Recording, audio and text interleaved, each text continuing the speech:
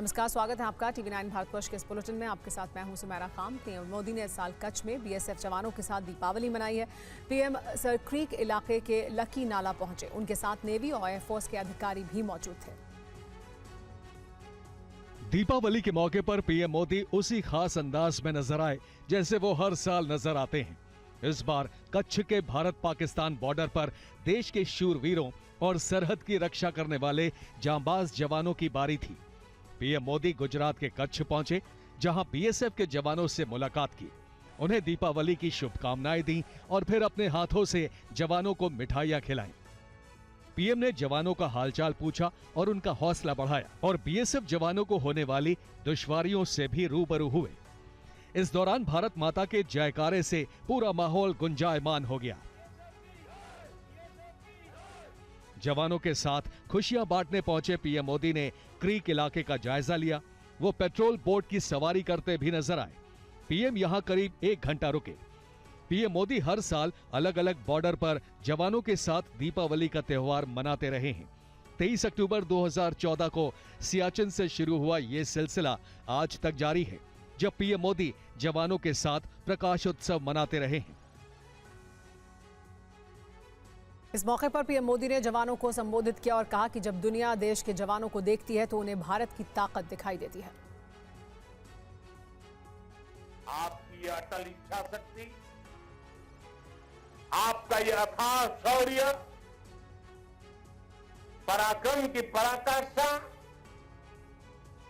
देश जब आपको देखता है तो उसे सुरक्षा और शांति की गारंटी दिखाई देती है। दुनिया जब आपको देखती है तो उसे भारत की ताकत दिखाई देती है, और दुश्मन जब आपको देखता है तो उसे बुरे मंसूबों का अंत दिखाई देता है। आप जब जोश में दहाड़ते हैं तो आतंक के आका कांप जाते हैं। यह है मेरी सेना का, मेरे सुरक्षा बलों का पराक्रम। पीएम मोदी ने कहा कि अब सरकार की नीतियां सेनाओं के संकल्पों के हिसाब से बनती हैं। आज देश में एक ऐसी सरकार है जो देश की सीमा के 1 इंच से भी समझौता नहीं कर सकती। एक समय था जब डिप्लोमेसी के नाम पर सर क्रीक को छल से हड़पने की पॉलिसी पर काम हो रहा था। मैंने तब गुजरात के मुख्यमंत्री के रूप में भी देश की आवाज को बुलंद किया था। और इस क्षेत्र में आज मैं पहली बार नहीं आया, मैं इस क्षेत्र से परिचित रहा हूं, कई बार आया हूं, बहुत आगे तक जाकर के आया हूं। इसलिए आज जब हमें जिम्मेदारी मिली है तो हमारी नीतियां हमारी सेनाओं के संकल्पों के हिसाब से बनती है। इससे पहले पीएम मोदी केवड़िया में थे, जहां सरदार वल्लभ भाई पटेल की जयंती पर पीएम ने एकता की शपथ दिलाई। उन्होंने स्टैच्यू ऑफ यूनिटी पर पुष्प अर्पित कर सरदार पटेल को श्रद्धांजलि भी दी। देखिए पूरी खबर। तस्वीरें गुजरात के केवड़िया के हैं। प्रधानमंत्री मोदी आज राष्ट्रीय एकता दिवस के कार्यक्रम में शामिल हुए। उन्होंने केवड़िया में स्टैच्यू ऑफ यूनिटी पर सरदार पटेल को पुष्पांजलि अर्पित की। उन्होंने राष्ट्रीय एकता दिवस परेड में भी हिस्सा लिया। प्रधानमंत्री मोदी ने पड़ोसी देश पाकिस्तान का नाम लिए बिना आतंकवादियों के आकाओं को चेतावनी दी।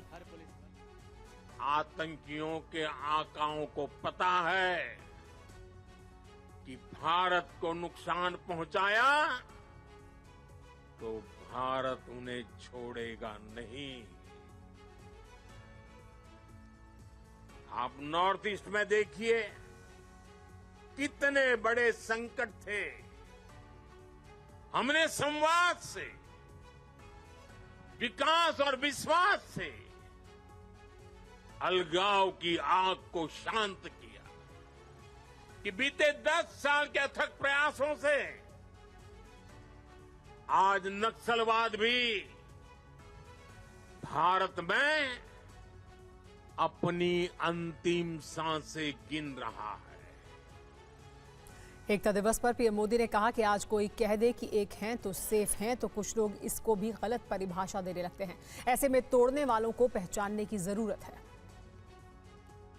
हिंद देश के निवासी सभी जन एक है, रंग रूप वेश भाषा चाहे अनेक है। ये गीत गाए जाते थे। आज की तारीख में कोई ये गीत गाएगा तो उसको अरबन नक्सलों की जमात गालियां देने का मौका पकड़े लेगी। और आज कोई अगर कह दे कि एक है तो सेफ है,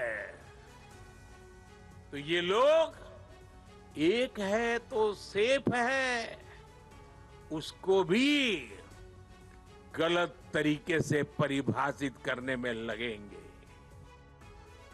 पीएम मोदी ने अर्बन नक्सलवाद पर भी प्रहार किया। उन्होंने कहा कि अब नक्सलियों के गठजोड़ को हमें पहचानना होगा।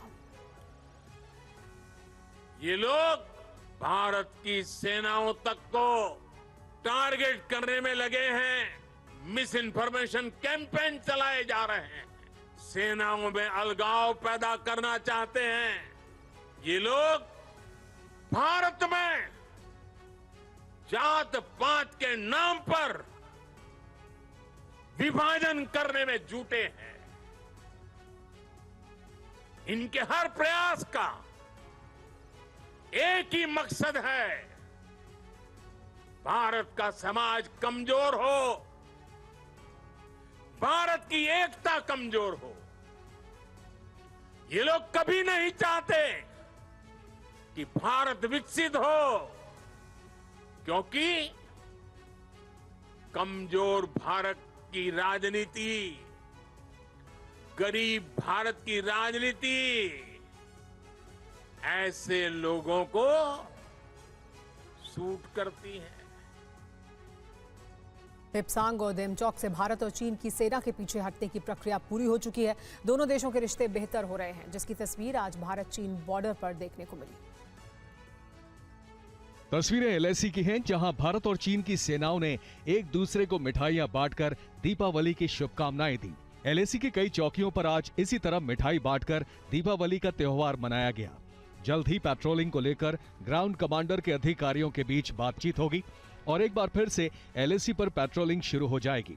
जिस वक्त भारत और चीन की सेनाएं मिलजुल कर दीपावली का त्योहार मना रही थी, उस वक्त रक्षा मंत्री राजनाथ सिंह असम के तेजपुर में थे। उन्होंने कहा कि सरकार की कोशिश होगी कि मामले को डिसएंगेजमेंट से आगे बढ़ाया जाए। भारत और चीन के बीच एलएसी पर कुछ क्षेत्रों में अपने कॉन्फ्लिक्ट्स को रिजॉल्व करने में यानी सुलझाने में डिप्लोमेटिक और मिलिट्री लेवल पर लंबे समय से बात चल रही थी।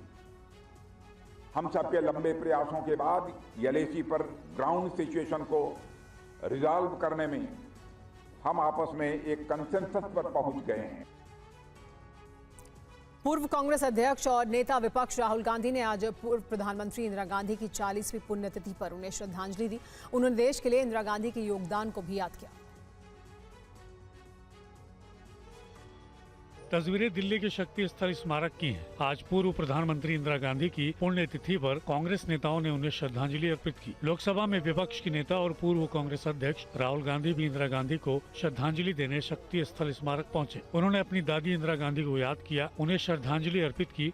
इस दौरान राहुल गांधी के साथ कांग्रेस के कई बड़े नेता भी मौजूद थे। राहुल गांधी ने पूर्व प्रधानमंत्री इंदिरा गांधी की पुण्यतिथि पर एक भावुक पोस्ट भी किया। उन्होंने लिखा कि पंडित जी की इंदु, बापू की प्रियदर्शनी, निडर, निर्भीक, न्यायप्रिय थी भारत की इंदिरा गांधी। आगे राहुल गांधी ने इस पोस्ट में लिखा है कि उनकी दादी इंदिरा गांधी का देश की एकता और अखंडता के लिए बलिदान हम सभी को जन सेवा के पथ पर सदा प्रेरित करता रहेगा। इंदिरा गांधी 1966 से 1977 के बीच लगातार 3 बार देश की प्रधानमंत्री रही। इसके बाद 1980 में दोबारा देश की बागडोर संभाली। 31 अक्टूबर 1984 को प्रधानमंत्री पद पर रहते हुए इंदिरा गांधी की हत्या कर दी गई थी। आज दिल्ली में बीजेपी के पूर्व विधायक ब्रह्म सिंह तंवर आम आदमी पार्टी में शामिल हो गए। केजरीवाल ने उन्हें पार्टी ज्वाइन कराई। केजरीवाल ने कहा कि ब्रह्म सिंह तंवर के आने से आम आदमी पार्टी मजबूत होगी। ब्रह्म सिंह तंवर जी दिल्ली की राजनीति में एक बहुत बड़ा चेहरा हैं और दिल्ली के बहुत बड़े नेता हैं। पिछले 50 वर्षों से अलग अलग तरह से वो दिल्ली के लोगों की सेवा करते रहे हैं, कभी सीधे सरकार के अंदर तो कभी सरकार के बाहर, लेकिन अलग अलग तरह से वो लोगों की सेवा करते रहे हैं। और अलग अलग क्षेत्रों में जहाँ जहाँ उन्हें एक बार छतरपुर के एमएलए रहे, 2 बार छतरपुर के एमएलए रहे और एक बार उस मेहरौली वाली एरिया के एमएलए रहे। जहाँ जहाँ उन्हें मौका मिला उन्होंने उन क्षेत्रों का विकास किया और मुझे लगता है कि उनके आने से आम आदमी पार्टी का जो हमारा परिवार है वो भी सशक्त होगा, उसे ऊर्जा मिलेगी, नई ऊर्जा मिलेगी और दिल्ली के विकास को भी जो हम करते रहे आम आदमी पार्टी के द्वारा और हमारी सरकार के द्वारा, उस विकास को भी गति मिलेगी। महाराष्ट्र में दीपावली के दिन कांग्रेस को डबल झटका लगा। मुंबई में कांग्रेस नेता रवि राजा ने पार्टी से इस्तीफा देने के बाद बीजेपी का दामन थाम लिया।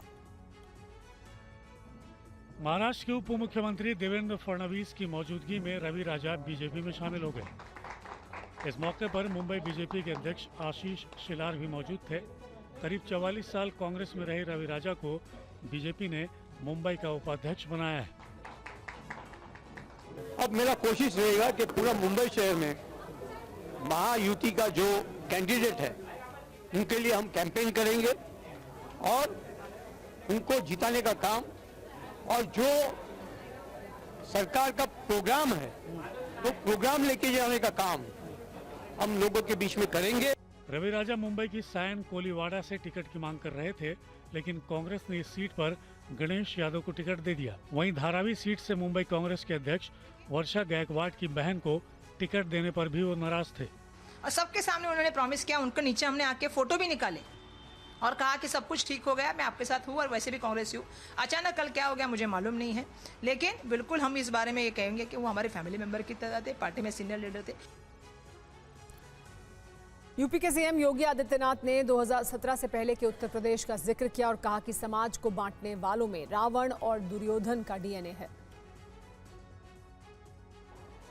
आज जब प्रहार हो रहे हैं, कोई जाति के नाम पे बांट रहा है, कोई क्षेत्र के नाम पे बांट रहा है, कोई भाषा के नाम पे बांट रहा है, कोई अव्यवस्था पैदा कर रहा है। याद करना, ये बांटने वाले तत्व, इनमें रावण और दुर्योधन का ही डीएनए इसमें काम कर रहा है। ये वही काम कर रहे हैं जो त्रेता युग में रावण ने किया था। और याद करना, जब भी आप इन लोगों को बांटने वाले तत्वों को धोखे से अगर मौका दे दिया, ये फिर वही काम करेंगे, गुंडागिर्दी का, अराजकता का, दंगा कराने का। कहीं ताड़का को भेजेंगे, घर दूषण को भेजेंगे, कहीं चंड-मुंड इनके जाएंगे, अव्यवस्था पैदा करेंगे, दुर्व्यवस्था पैदा करेंगे। बेटी की सुरक्षा के लिए, किसी बहन की सुरक्षा के लिए ये लोग खतरा पैदा होंगे। पीएम मोदी 4 नवंबर से झारखंड चुनाव के लिए प्रचार का आगाज करेंगे। पीएम पहले और दूसरे चरण में कितनी सभाएं करेंगे, देखिए पूरी खबर।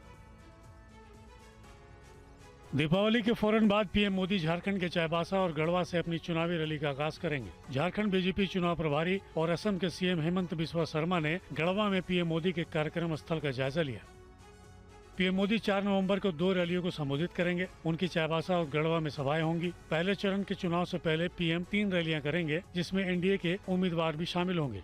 कार्यक्रम के तहत पीएम की दूसरे चरण के चुनाव से पहले 3 से 4 चुनावी सभाएं होंगी और रांची में एक रोड शो भी प्रस्तावित है। पीएम मोदी की रैली से एक दिन पहले यानी 3 नवंबर को गृह मंत्री अमित शाह झारखंड के घाटशिला, सिमरिया और बरकट्टा में चुनावी रैलियां करेंगे। बीजेपी ने संगठन के लिहाज से राज्य को 6 डिवीजन में बांटा है, जहाँ पार्टी का फोकस होगा। माना जा रहा है कि पीएम के चुनावी भाषणों का फोकस मौजूदा सरकार के इर्द गिर्द होगा। बीजेपी भ्रष्टाचार के मुद्दे पर पहले से सोरेन सरकार को घेरती रही है। बीजेपी सरकार पर अवैध खनन के साथ घुसपैठ, डेमोग्राफिक बदलाव और धर्मांतरण का आरोप भी लगाती रही है। बांग्लादेश में हिंदुओं के खिलाफ अत्याचार कम नहीं हो रहे हैं। इस्कॉन ट्रस्ट के एक प्रमुख चेहरे के खिलाफ मुकदमा दर्ज किया गया है। चिन्मय दास बांग्लादेश में इस्कॉन ट्रस्ट के सचिव हैं। चिटगांव में इनके खिलाफ राष्ट्रद्रोह का मामला दर्ज किया गया है। इनके अलावा 19 अन्य हिंदू संगठन के नेताओं और कार्यकर्ताओं के खिलाफ भी राष्ट्रद्रोह का मामला दर्ज हुआ है। चिन्मय दास पर 25 अक्टूबर को चिटगांव में आयोजित एक रैली के दौरान बांग्लादेश के राष्ट्रीय झंडे के अपमान का आरोप लगा है। चिटगांव पुलिस ने आरोप लगाया है कि प्रदर्शन के दौरान बांग्लादेश के राष्ट्रीय झंडे के ऊपर इस्कॉन का भगवा झंडा फहराया गया। इस मामले में 2 लोगों की गिरफ्तारी भी की जा चुकी है। चिन्मय दास बांग्लादेश में हिंदुओं के खिलाफ हो रहे अत्याचारों के खिलाफ आवाज उठाने के लिए लगातार रैलियों और प्रदर्शनों का आयोजन कर रहे हैं। उनके ऊपर दर्ज मुकदमे पर चिन्मय दास ने सफाई भी दी है। उन्होंने कहा कि चांद तारे वाले झंडे पर भगवा पताका फहराई गई थी, न कि बांग्लादेश के राष्ट्रीय ध्वज पर। उन्होंने कहा कि कट्टरपंथी समर्थक उनके खिलाफ सोशल मीडिया पर आवामी लीग का समर्थक होने का आरोप लगा रहे हैं। उन पर भारतीय खुफिया एजेंसी और रॉ के साथ मिलकर काम करने का भी आरोप लग रहा है। दिल्ली में प्रदूषण का स्तर लगातार बढ़ रहा है। आज आसमान में धुंध है। दिल्ली सरकार ने एक बार फिर पटाखा न जलाने की अपील की है। दिल्ली में बढ़ते जहरीले धुएं से आसमान में धुंध छाया हुआ है। आईटीयू से लेकर धौला कुआं तक AQI 300 के पार नजर आया, जबकि आनंद विहार में AQI का लेवल 400 के पार कर गया। शादरा, मंदिर मार्ग और आर के पुरम में भी वातावरण अपने निम्न स्तर पर पहुंच चुका है। दिल्ली में दीपावली के मौके पर पटाखों पर बैन लगाया गया है, लेकिन प्रदूषण का जो हाल है उससे संकेत मिल रहे हैं कि इस बार दीपावली 8 सालों से ज्यादा प्रदूषित रह सकती है। दिल्ली सरकार ने इस बार प्रदूषण को कम रखने के लिए दिए जलाओ पटाखे नहीं कैंपेन भी चलाया है, जिसमें लोगों से पटाखे न जलाने की अपील की गई है। सरकार ने दिल्ली वासियों से अपना फर्ज निभाने का आह्वान किया है। जहाँ पर भी इस तरह की घटनाएं संज्ञान में आ रही हैं, उन पर सभी टीमें जो है वो ग्राउंड पे काम कर रही हैं और रात में भी जो है पेट्रोलिंग जो है वो बढ़ाई जाएगी। लेकिन मैं फिर कहना चाहता हूँ, इसकी ज़रूरत ही क्यों है? अपने बच्चों और अपने बुजुर्गों के जान का हम दुश्मन क्यों बनना चाहते हैं? हम क्यों पटाखा जलाना चाहते हैं? लॉरेंस बिश्नोई गैंग से पप्पू यादव को मिली धमकी पर पत्नी रंजीत रंजन का बयान सामने आया है। उन्होंने साफ कहा है कि पप्पू यादव के बयान से उनका कोई लेना देना नहीं है।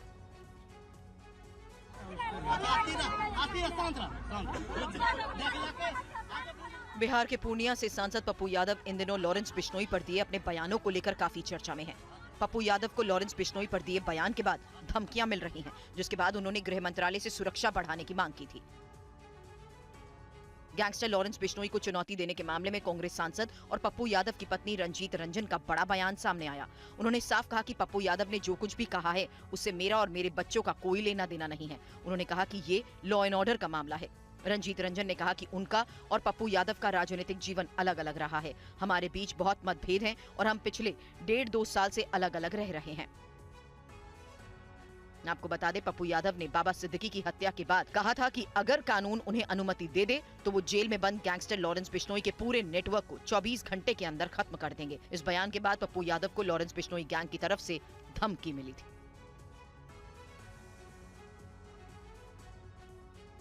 पंजाब के अलग अलग बॉर्डर से BSF ने ड्रोन और हथियार बरामद किए हैं। सरहद पर सक्रियता की वजह से एक बार फिर पाकिस्तान की साजिश नाकाम हुई है। दीपावली से ठीक एक दिन पहले BSF को बड़ी कामयाबी मिली है। अमृतसर और तरनतारन से सरहदी इलाके से हथियार और नशे का सामान बरामद किया गया। BSF इंटेलिजेंस विंग से विश्वास जानकारी मिलने के बाद फोर्स सक्रिय हुई, जिसके बाद BSF ने अमृतसर के कक्कर गांव से भी एक पिस्टल बरामद की। BSF ने अमृतसर और तरनतारन के अलग अलग इलाकों से 5 ड्रोन भी बरामद किए। अमृतसर के बुर्ज से 1 और मुल्लाकोट गांव से 2 ड्रोन बरामद किए गए। बीएसएफ को तरनतारन के वान इलाके से 2 ड्रोन मिले, उनमें संदिग्ध ड्रग्स भी पाए गए। फोर्स को करीब 561 ग्राम का एक पैकेट मिला जिसमें हेरोइन का शक है। ये ड्रग पीले रंग के पैकेट में पाए गए। पैकेट में तार और स्टिक भी पाई गई। बीएसएफ और पंजाब पुलिस के ज्वाइंट ऑपरेशन में हथियार और ड्रोन्स की बरामदगी की गई। बीएसएफ की सक्रियता की वजह से पाकिस्तान से होने वाली साजिश फिर से नाकाम हुई है। पाकिस्तान लंबे अरसे से क्रॉस बॉर्डर नारकोटिक सिंडिकेट चला रहा है और ड्रोन के जरिए ड्रग्स के साथ साथ हथियार भेज रहा है। राजस्थान के जोधपुर में हत्या का एक सनसनीखेज मामला सामने आया है। आरोपी ने एक महिला की हत्या के बाद उसके कई टुकड़े कर दिए। 50 साल की महिला के शव के 6 टुकड़े किए गए। उन टुकड़ों को बोरे में भरा गया और फिर टुकड़ों को 10 फीट गहरे गड्ढे में दफना दिया गया। पुलिस की तफ्तीश में पता चला कि गड्ढा करने के लिए बकायदा जेसीबी का इस्तेमाल हुआ। 27 अक्टूबर को जोधपुर के सरदारपुर में गुमशुदगी की रिपोर्ट के बाद पुलिस सीसीटीवी के आधार पर आरोपी तक पहुंची। प्रथम दृष्टया तो कोई शक नहीं हुआ कि वही वो आदमी गायब था, इस वजह से उस पर शक हुआ और फिर हमने घर वालों से सख्ती से जब पूछताछ की तो हमें इस बात का पता। खड्डे की गहराई की बात की कितना लगभग जेसी मंगवा के खड्डा किया गया था। 3-4 दिन पहले ही खड्डा कर दिया था। उससे लगता है कि पहले ही बॉडी को दबा दिया गया। मृतक अनीता चौधरी ब्यूटिशियन के साथ साथ प्रॉपर्टी डीलर का भी काम करती थी। 2:15 बजे के लगभग तो दुकान पहुंची थी। 10 मिनट दुकान जाकर वापस नीचे आ गई। उस दरमियान किसने बुलाया, क्या फोन किया, मेरे नॉलेज में नहीं था कुछ भी। हत्या का आरोपी गुलामुद्दीन और अनीता का परिवार एक दूसरे को पिछले 25 साल से जानता था। उत्तर प्रदेश के बदायूं में दर्दनाक सड़क हादसा हो गया जिसमें 6 लोगों की मौत हो गई और 5 लोग घायल हो गए। दिवाली के त्योहार के लिए अपने घर जा रहे मजदूरों की किस्मत में कुछ और ही लिखा था। बदायूं के मुजरिया गांव के पास ऑटो और मैक्स में जोरदार भिड़ंत हुई और मौत ने दस्तक दे दी। हादसे के बाद मौके पर चीख पुकार मच गई। मौके पर पहुंची पुलिस ने शवों को पोस्टमार्टम के लिए भेजा।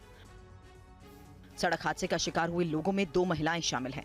बताया जा रहा है कि मैक्स गलत दिशा से आ रहा था और ऑटो से टकरा गया। हादसा स्टेट हाईवे पर हुआ। घटना के बाद जिलाधिकारी मौके पर पहुंचे। इस हादसे में पाना देवी, सुषमा, कन्हई, अतुल, शीनू और कार्तिक की मौत हो गई जबकि 5 लोग जख्मी हुए हैं। टेम्पो और पिकअप में आपस में एक्सीडेंट होने पर यहाँ पर सीएससी में 5 लोग लाए गए हैं जिनकी 5 की डेथ हो गई है। बाकी उपचाररत हैं। मौके पर पुलिस फोर्स है और सब डॉक्टर लोग आ गए हैं। आवश्यक कार्रवाई की जा रही है। 5 लोगों की डेथ, जिसमें अभी 1 लोगों की शिनाख्त हो गई है जो ककरी बरेली क्षेत्र का रहने वाला है और उसके जीजा ने उसकी शिनाख्त की। सीएम योगी आदित्यनाथ ने आज अयोध्या में दीपावली मनाई। उन्होंने कहा कि 500 साल के बाद इस बार अयोध्या में दीपावली खास है। तस्वीरें रामनगरी अयोध्या की हैं। सीएम योगी ने दीपावली के मौके पर श्री राम जन्मभूमि मंदिर में रामलला के दर्शन किए और भगवान राम की विधि विधान से पूजा की। सीएम योगी हनुमानगढ़ी भी गए और हनुमान जी के सामने नतमस्तक हुए। सीएम योगी ने कहा कि इस बार की दीपावली विशेष है क्योंकि 500 वर्षों के लंबे इंतजार के बाद प्रभु श्री राम अपने धाम में विराजमान हुए हैं। आज सीएम योगी आदित्यनाथ ने एससी समुदाय के साथ दीपावली भी मनाई। उन्होंने अयोध्या के दलित बस्ती में महिला और बच्चों को मिठाई के साथ फल वितरित किए। वहीं कल अयोध्या में राम मंदिर की प्राण प्रतिष्ठा के बाद पहली बार भगवान राम के आने पर दीपोत्सव मनाया गया। सरयू के घाटों पर 25,12,585 दीपक जलाए गए। वहीं 1,181 लोगों ने एक साथ सरयू नदी पर एक विश्व रिकॉर्ड बनाया। इस बार की दीपावली तो विशेष है। 500 वर्षों के एक लंबे अंतराल के बाद प्रभु श्री राम अपने स्वयं के धाम में विराजमान हुए हैं। मध्य प्रदेश के जबलपुर में दीपावली की रौनक दिखी। यहां नर्मदा के घाट के किनारे 51,000 दीप जलाए गए और जमकर आतिशबाजी हुई। नर्मदा नदी के घाट पर पहले पूजा की गई जिसमें आम लोगों के साथ साथ साधु संत भी मौजूद रहे। सैकड़ों की संख्या में श्रद्धालु जुटे और उसके बाद जो नजारा उभरा उसे देखने वाले देखते रह गए। नर्मदा नदी के बीचों बीच नाव से आतिशबाजी शुरू हुई। आसमान रंग बिरंगी रोशनी से जगमगा उठा। नदी के किनारे से लेजर लाइट की छटा बिखर रही थी। ऐसा लग रहा था मानो मां नर्मदा का अलौकिक श्रृंगार हो गया हो। जबलपुर में एक दिन पहले दीपावली मनाई गई जहां गौर घाट के किनारे 51,000 दीप जलाए गए। जबलपुर में अयोध्या की तर्ज पर दिवाली मनाई गई। गौरी घाट पर करीब 15 मिनट तक आतिशबाजी होती रही। मां की प्रेरणा से, संत जनों के आशीर्वाद से जब 3 वर्ष पूर्व इसको प्रारंभ किया था तब संतजनों ने निर्देश दिया था कि ये आयोजन प्रतिवर्ष किया जाना चाहिए और तब से लेकर लगातार ये तीसरा वर्ष है। माँ के पावन तट पर हजारों दीपक के साथ माँ का श्रृंगार हो रहा है। मथुरा और उज्जैन में भी दीपावली को खास तरीके से मनाया जा रहा है। देखिए श्री कृष्ण जन्मस्थान की कैसी रौनक है और उज्जैन के महाकालेश्वर मंदिर को कैसे सजाया और संवारा गया है।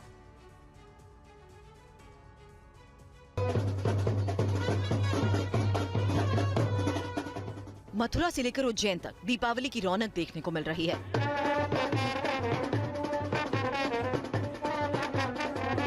मथुरा में दीपावली के मौके पर कान्हा की नगरी जगमगा उठी है। श्री कृष्ण जन्म स्थान में दीपों की एक लंबी श्रृंखला देखने को मिली, जिससे भक्त और श्रद्धालु मंत्रमुग्ध नजर आए। कार्यक्रम की शुरुआत भगवान श्री कृष्ण के गर्भगृह में दीप जलाकर हुई।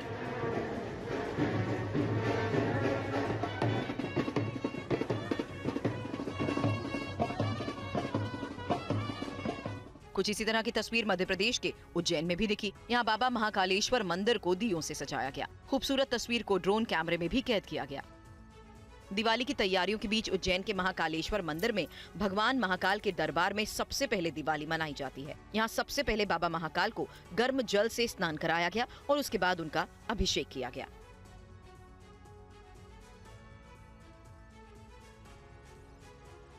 दीपोत्सव पर बद्रीनाथ धाम में दर्शन के लिए हजारों की संख्या में श्रद्धालुओं की भीड़ उमड़ रही है। इस मौके पर बद्रीनाथ धाम सहित महालक्ष्मी मंदिर और परिसर के आसपास के सभी मंदिरों को 8 क्विंटल फूलों और रंग बिरंगी रोशनी से सजाया गया है। तस्वीरें केदारनाथ धाम की हैं। दीपावली के साथ कपाट बंद होने के मौके पर केदारनाथ मंदिर को खास तौर पर सजाया गया। पूरे मंदिर पर फूलों की मालाएं लगाई गई। दीपावली पर केदारनाथ की सजावट बेहद दिव्य, भव्य और मनमोहक है।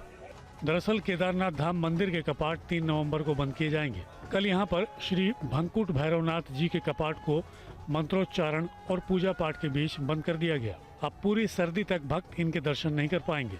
हर साल सर्दियों के शुरू होने से पहले ही केदारनाथ धाम के कपाट बंद कर दिए जाते हैं। पिछले साल की तुलना में इस साल यहां आने वाले भक्तों की संख्या में रिकॉर्ड तोड़ इजाफा देखा गया। इस साल भक्तों की भीड़ इतनी ज्यादा थी कि कई बार यात्राओं को रोक रोक कर उन्हें दर्शन के लिए भेजा गया ताकि मंदिर की व्यवस्था बनी रहे। 10 मई से भक्तों के दर्शन के लिए भगवान केदार के कपाट खोले गए थे।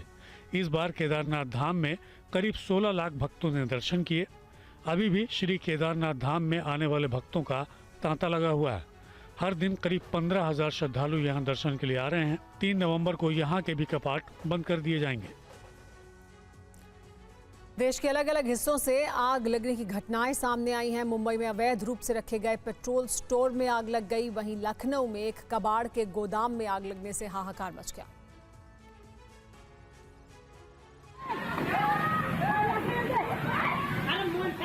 नवी मुंबई के उलवे में अवैध रूप से इकट्ठा किए गए पेट्रोल के स्टोरेज रूम में ब्लास्ट हो गया, जिसमें 3 लोगों की मौत हो गई। मरने वाले एक ही परिवार से थे। हादसे में 2 लोग बुरी तरह से जख्मी हुए हैं। इस गोदाम में गैर कानूनी तरीके से पेट्रोल जमा किया जाता था, जिसकी बिक्री होती थी। बताया जा रहा है कि आग लगने के बाद गोदाम में रखे सिलेंडर में भी ब्लास्ट हो गया, जिससे आग का दायरा बढ़ गया। हालांकि मौके पर पहुंची फायर ब्रिगेड की टीम ने आग पर काबू पा लिया।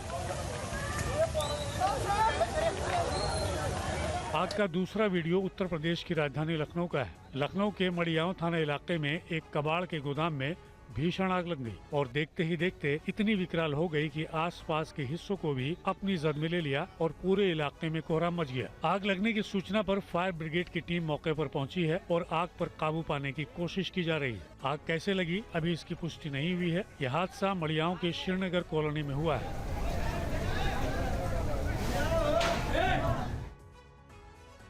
पीएम मोदी ने दीपावली पर देश के वरिष्ठ नागरिकों को बड़ा तोहफा दिया है। दुनिया की राज्य पोषित सबसे बड़ी हेल्थ योजना आयुष्मान भारत के तहत अब बुजुर्गों को मुफ्त इलाज मिलेगा। देखिए ये रिपोर्ट। मोदी सरकार की आयुष्मान भारत योजना से करीब 7 करोड़ लोगों को फायदा मिला है।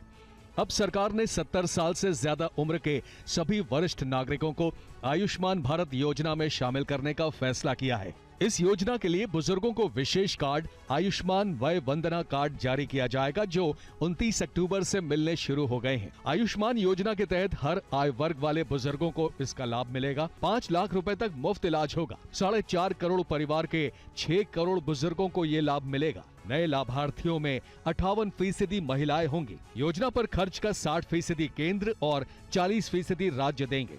आयुष्मान योजना की खास बात यह है कि अब तक इसमें कम आय वर्ग के परिवारों को ही शामिल किया जाता रहा है, जबकि बुजुर्गों के लिए शुरू की गई इस स्कीम में कोई आय लिमिट नहीं होगी। प्रधानमंत्री नरेंद्र मोदी ने 9वें आयुर्वेद दिवस और हिंदू चिकित्सा के देवता धन्वंतरी की जयंती के अवसर पर इसकी शुरुआत की। तमिलनाडु, कर्नाटक, केरल, राजस्थान आयुष्मान भारत योजना को लागू करने में अव्वल राज्य हैं।